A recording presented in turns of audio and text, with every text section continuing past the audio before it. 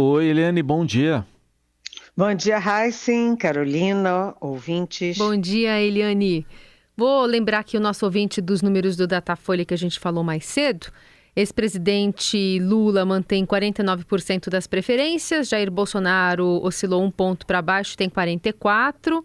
Os votos brancos e nulos somam 5 e 2, né, se dizem indecisos, margem de erro de 2, e se considerados apenas os votos válidos, Lula vai a 53 e Bolsonaro a 47. E quando a gente olha para o Sudeste, São Paulo ainda a gente tem a 49 ante 43, né, de Lula. Bolsonaro lidera no Rio por 51 a 41, mas fica numericamente atrás de Lula em Minas, 48 a 43.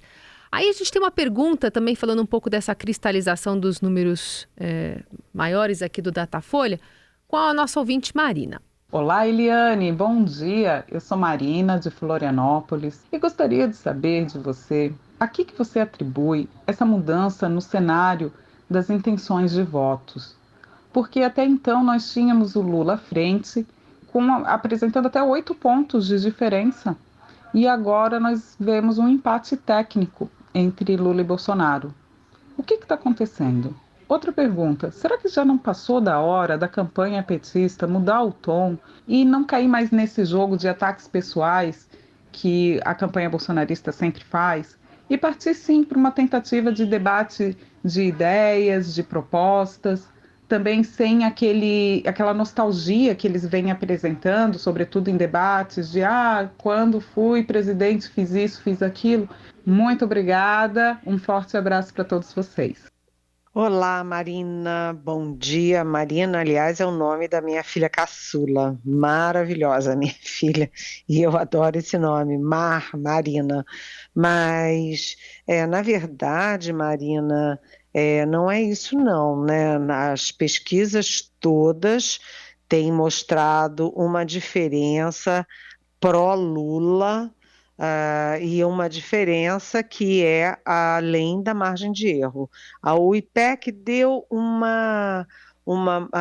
empate técnico, mas bem no limite da margem de erro, ou seja, o menor cenário para o Lula e o maior cenário para o Bolsonaro. Em um minuto, na verdade, houve esse empate técnico real entre os dois. O Lula atravessou a campanha inteirinha na frente. Aliás, desde 2018, quando o Lula ainda não era inelegível, o Lula tinha uma margem maior de intenções de votos do que o Bolsonaro. Nessa campanha inteira, hora nenhuma, o Bolsonaro esteve na frente do Lula e no primeiro turno, como a gente viu, o Bolsonaro também não esteve à frente do Lula. Quem ganhou o primeiro turno foi o Lula. E isso se repete ao longo de todo o segundo turno com Lula na frente. A campanha do Bolsonaro errou muito no final, né? O próprio Bolsonaro comete um erro atrás do outro. Então eu sempre cito, né? Círio de Nazaré, a Aparecida, no dia da padroeira do Brasil, o Bolsonaro lá tumultuando, os bolsonaristas com chope, agredindo, jornalistas inclusive, né? Tanto que o Bolsonaro naquele momento teve notas, manifestos, tanto da Arquidiocese de Belém como da Arquidiocese de Aparecida, teve nota da CNBB, teve depois uma entrevista do vice-presidente da CNBB ao Estadão e, no fim, teve o Papa, né? O Papa Francisco defendendo paz, né? Contra a violência, contra a intolerância, né? Então, o Bolsonaro errou muito esse tempo todo. Depois teve o Paulo Guedes com documentos, inclusive o publicado no Estadão, mostrando que quem vai pagar a conta se o Bolsonaro for ou fosse eleito seriam os pobres e aposentados. Enfim, e por fim, né, esse tiroteio do Roberto Jefferson, né, 50 tiros, granadas contra policiais federais. Todo mundo sabe que o Roberto Jefferson é aliado do Bolsonaro. Bolsonaro tentou se desvencilhar dele, mas não conseguiu. E também é o seguinte: isso mostra a política de armamento da população civil, que foi uma política do Bolsonaro. Do outro lado, o ex-presidente Lula, sim, ele não apresentou um plano de governo, né, um programa de governo. Ele falou muito do passado, mas o fato é o seguinte: ele tem muito que mostrar na área social, de inclusão, e ele está o tempo inteiro na frente. Marina, na Uhum. verdade, a campanha que mais errou e o candidato que mais errou foram a campanha do Bolsonaro e o próprio Bolsonaro. E é assim que os dois chegam hoje a um dia super importante da campanha, que é o dia do debate da TV Globo. Sempre, historicamente, em todas as eleições, um debate com muitos milhões de telespectadores e que, enfim, costuma ser muito, muito importante na eleição, Marina. Bom, e os dois chegam também se concentrando, né, Eliane, em 3 dos 4 estados do Sudeste, Rio, São Paulo e Minas, e o Datafolha também publicou pesquisas relativas aí à corrida presidencial nesses 3 estados. No Rio, 51% para Bolsonaro, 41% para Lula.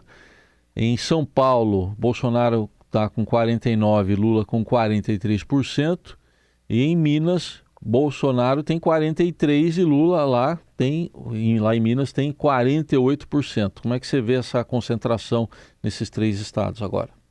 É super importante, sabe por quê? Porque se você pegar os totais, o Bolsonaro está na frente na região sudeste, porque ele está na frente em São Paulo, está na frente no Rio, mas o ex-presidente Lula está na frente em Minas Gerais. A gente viu todo o esforço da campanha do Bolsonaro em Minas. Vamos lá. O presidente Bolsonaro foi várias vezes a Minas. Se eu não me engano, ele foi 4 vezes a Minas no segundo turno. A Michele Bolsonaro e a Damares Alves se concentraram em Minas. O vice-presidente passou os 3 últimos dias da campanha, o vice-presidente na chapa do Bolsonaro, o general Walter Braga Neto, passou os 3 últimos dias de campanha em Minas Gerais. O Bolsonaro teve apoio do governador Romeu Zema, que foi reeleito em primeiro turno, apoio do senador eleito no estado, que é o Cleitinho, e o apoio do deputado federal mais votado do país inteiro, que é o Nicolas Ferreira, de 26 anos, que é de Minas. E mesmo assim, com esse esforço todo, com essa tropa toda em Minas, a eleição lá continua favorável ao ex-presidente Lula. Lula à frente no estado-chave, porque Minas é exatamente a síntese do país. Minas tem um pouco de cada região do país, né? No Nordeste de Minas, ela é muito parecida com o Nordeste do país. Sul de Minas, ela é muito parecida com o Sul e com Rio de Janeiro, ali a região de Juiz de Fora, etc. No Oeste de Minas, ela é mais Norte e Centro-Oeste. Então, Minas é uma síntese do país. E quando a gente olha o Datafolha, a diferença, né, as intenções de votos em Minas são exatamente iguais às intenções de votos no país. E tem aquela coisa: quem não ganha em Minas não ganha a presidência da República. E aí eu queria fazer uma comparação. O Bolsonaro está um pouco à frente no Sudeste, sim, mas em 2014, o Aécio Neves ganhou no Sudeste, ganhou no Sul, ganhou no Centro-Oeste, e quem levou a presidência foi Dilma Rousseff. Por quê? Pela enorme diferença no Nordeste, ganhou também no Sul, no Norte, que é um eleitorado pequeno, 8% só de todo o eleitorado nacional, mas ela ganhou, e ganhou em Minas. Então, Nordeste, Minas e Norte foram suficientes para dar a vitória a Dilma Rousseff. É isso que está acontecendo com Lula na reta final, nos últimos dias da eleição. E quando a gente olha, Eliane, sobre essas questões que estão vindo à tona de um terceiro turno, de uma possibilidade de adiar as eleições, vai naquela manifestação que você fez ontem de um discurso já de quem está temendo perder? Olha, com certeza, né, Carolina? Porque é aquela história, né? Quem sabe que vai ganhar não quer espuma, não quer saculejo, não quer estripulia, fica quietinho. E você vê que a campanha do ex-presidente Lula está quietinha, não está nem atacando a história do Roberto Jefferson e está centrada na economia, né, na questão de indexar o salário mínimo e as aposentadorias ao índice de inflação, coisa que o Ministério da Economia do Bolsonaro quer acabar, está falando em gerar emprego, está fazendo proposta nessa área de bem-estar da população e economia. Por quê? Porque campanha que está ganhando não quer fazer marola. Já na campanha do Bolsonaro, eles dão sucessivos sinais de desespero.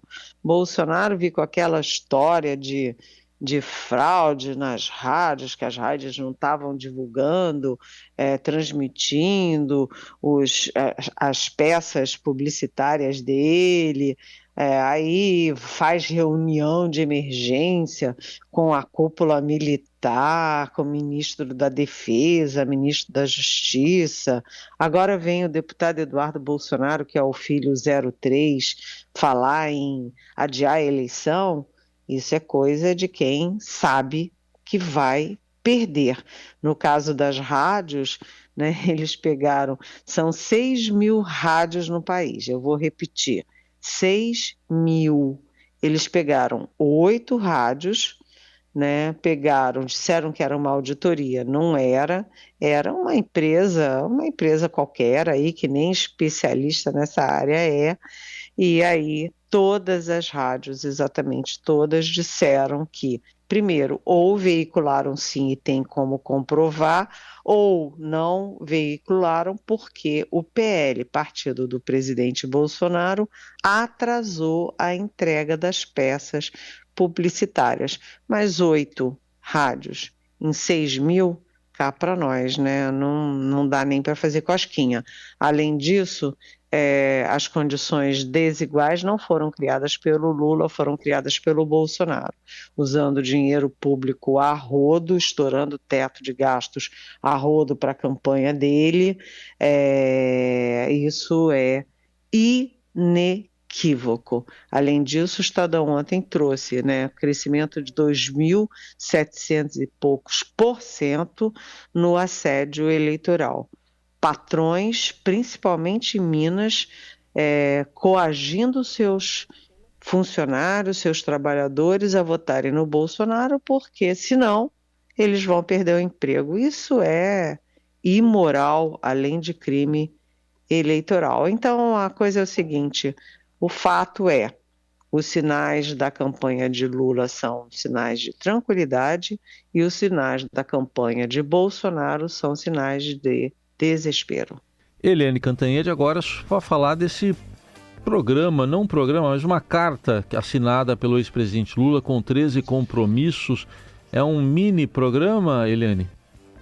Assim, o ex-presidente Lula nunca divulgou um programa de governo e aí todo mundo pressiona muito. Vem cá, cadê o programa de governo? Cadê o programa de governo? Quem vai ser o ministro disso? Quem vai ser o ministro da Economia? E aí o Lula às vésperas da eleição, divulga esse plano, que é muito sucinto, é um resumo, né, e é muito genérico também, mas que começa falando claramente assim, que o Brasil não está vivendo só uma eleição, mas sim uma espécie de divisor de águas entre dois projetos de país. E ele usa palavras que são muito ligadas à campanha dele, como esperança, democracia, né, fim da intolerância, paz, inclusão. O tempo inteiro ele usa isso no plano, e ele faz um contraponto ao Bolsonaro, é um contraponto claro, porque o PT acusa o Bolsonaro de um desmanche de várias áreas, e aí o Lula, por exemplo, promete recriar o Ministério da Cultura, criar o Ministério da Igualdade, enfim, o Lula também fala em trazer de volta aos programas que foram muito marca do PT e que foram limados, foram acabados, desconstruídos no governo Bolsonaro. E aí eu lembro aqui de cabeça merenda escolar, né, a farmácia popular, são dois programas que vêm do governo Lula e que o Bolsonaro simplesmente cortou radicalmente as verbas. Também o Luz para Todos, eles querem trazer de volta, o PAC da Dilma Rousseff, que tem grandes investimentos em infraestrutura, e o Bolsa Família, que ele volta a chamar de Bolsa Família. Ele se compromete com R$600, mais R$150 por criança da família. Eu não sei de onde vem esse dinheiro, mas ele se compromete com isso.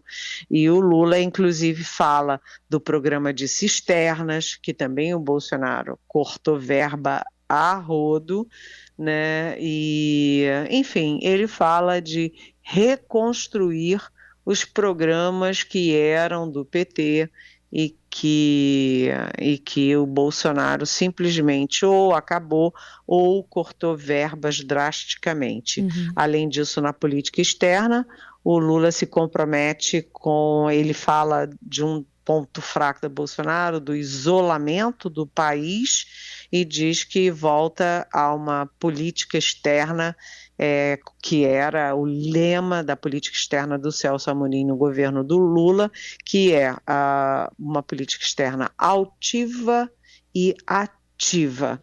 Então, na verdade, esse plano do Lula é um plano de confronto entre os dois governos, o dele e o do Bolsonaro. E esse plano vai ser o roteiro do Lula hoje à noite no debate da Rede Globo.